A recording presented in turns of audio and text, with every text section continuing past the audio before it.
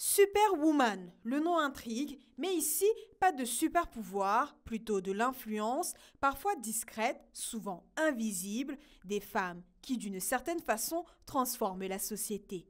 Ce samedi 13, à Paris, Superwoman a ouvert sa 3e édition pour 2 jours d'échange au cœur des Galeries Lafayette. Organisé par Ami Kwame, fondatrice de Ayana Magazine, l'événement a réuni des femmes de la diaspora africaine et d'ailleurs autour du thème l'influence dans l'ombre, comment exister, inspirer et agir sans forcément être sous les feux des projecteurs. Je suis reconnaissante pour les participants, reconnaissante pour les intervenantes, les échanges qui ont été très authentiques.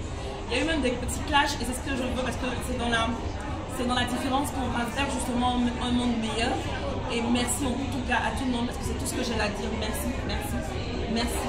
Ce sont des chercheuses, dirigeantes, managers, un panel varié qui s'est réuni pour discuter d'économie, d'entrepreneuriat, de leadership, de culture, mais aussi de parcours personnel. L'objectif étant de créer un espace d'échange sans filtre, poser des questions concrètes et offrir des modèles auxquels s'identifier. Pour beaucoup, c'est aussi l'occasion de rencontrer des personnels venus d'horizons différentes et d'élargir un peu leur réseau. La première innovation, c'est que l'édition est en ligne.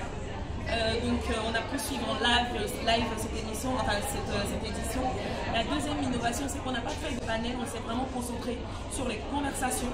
Il n'y a pas eu de panel à échanger, à poser des questions, mais les femmes qui ont raconté leur parcours, 2 ateliers très impactants. Cette édition a innové avec un nouveau format, The Meet, un after organisé au Maasai, pensé pour prolonger les conversations dans un cadre plus intime. Un événement qui se positionne dorénavant comme incontournable pour ces femmes indépendantes.